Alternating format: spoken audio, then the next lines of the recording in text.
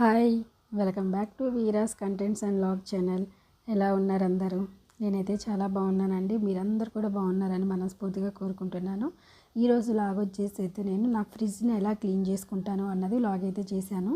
So ఇది record చేసింది అయితే నేను జనవరి 28, 25కి అట్లా చేశానండి. బట్ నా హ్యాండ్ ఫ్రాక్చర్ అవ్వటం వల్ల వీడియో అన్నది నేను అప్లోడ్ చేయలేకపోయాను. సో ఇప్పుడు అప్లోడ్ చేస్తున్నాను అనమాట ఈరోజు. సో నా ఫ్రిడ్జ్ని నేను 13 ఇయర్స్ నుంచి సేమ్ ఫ్రిడ్జ్ అండి. సో ఎంత నీట్గా ఉంచుకుంటున్నాను కొత్త దానిలా అన్నది ఈ వీడియోలో ఎక్స్ప్లెయిన్ చేస్తాను, వచ్చేసేయండి. దానికోసం ముందుగా వాటర్ తీసుకున్నాను. దాంట్లో 1 table spoon baking soda and vinegar వేసి కలుపుకున్నానండి. సో ఇది చాలు మనకి ఫ్రిడ్జ్ క్లీన్ అయిపోవడానికి. చూసారు కదా. సో ఇవన్నీ కూడా తీసేస్తున్నాను, పాతవి అన్నీ కూడా.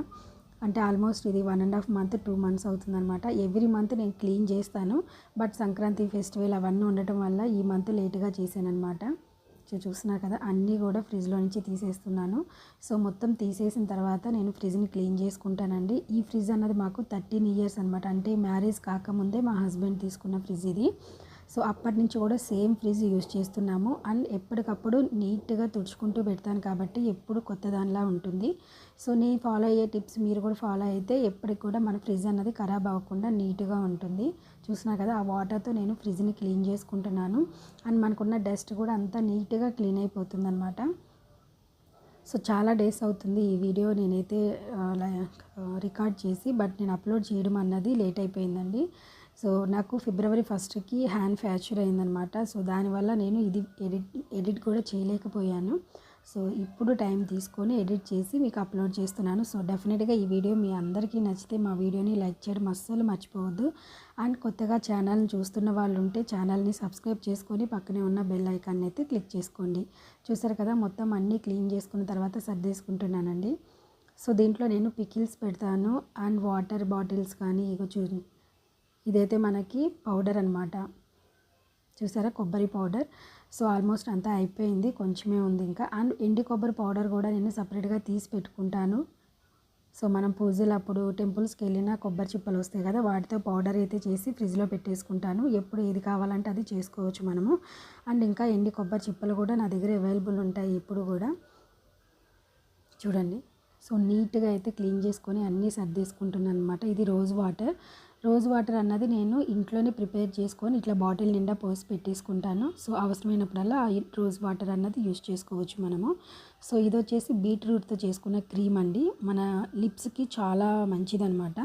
సో ఇది కూడా నా దగ్గర ఎప్పుడు అవైలబుల్ ఉంటుందన్నమాట. సో చూస్తున్నారు కదా, నేను ఫాలో అయ్యే చిన్న చిన్న టిప్స్ వల్లనే నా ఫ్రిడ్జ్ అనేది చాలా నీట్గా ఉంటుంది. ఎవ్రీ మంత్కి ఒక్కసారి అయినా సరే ఫ్రిడ్జ్ని క్లీన్ చేసుకుంటూ ఉంటాను.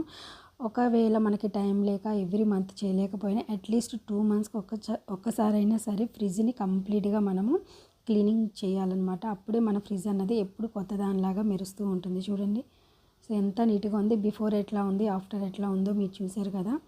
సో ఓన్లీ నేను ఆ వాటర్తో మాత్రమే క్లీన్ చేస్తానండి. రిమైనింగ్ ఎలాంటి లిక్విడ్స్ కూడా యూజ్ చేయను. సో కొంతమంది అయితే లెమన్ కూడా యూజ్ చేస్తారు. నేనైతే లెమన్ యూజ్ చేయను, నాకు ఆ స్మెల్ పడదనమాట. చూసారు కదా ఎంత నీట్గా సర్ది పెట్టేసుకున్నాను.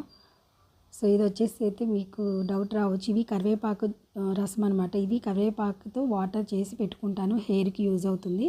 ఇవైతే ఆమ్లా అనమాట. సో డైలీ మా ఇంట్లో అందరం కూడా 2 టేబుల్ స్పూన్ ఆమ్లాది అయితే తినేస్తూ ఉంటాం అనమాట.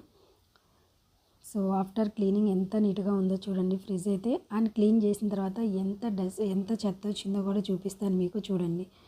సో సంక్రాంతి ఫెస్టివల్ అన్నీ అయిపోయిన తర్వాత నేనైతే క్లీన్ చేశాను. సో అప్పుడైతే అన్నీ తెచ్చి పెట్టేస్తూ ఉన్నాం కదా, ఎంత వేస్టేజ్ వచ్చిందో చూడండి. సో ఈ వీడియో మీ అందరికీ నచ్చితే మా వీడియోని లైక్ చేయండి, షేర్ చేయండి, అలాగే సబ్స్క్రైబ్ చేసుకోవడం అస్సలు మర్చిపోవద్దు. కొత్త వాళ్ళు అయితే కంపల్సరీగా సబ్స్క్రైబ్ చేసుకొని చూడండి. And thank you for watching. Bye.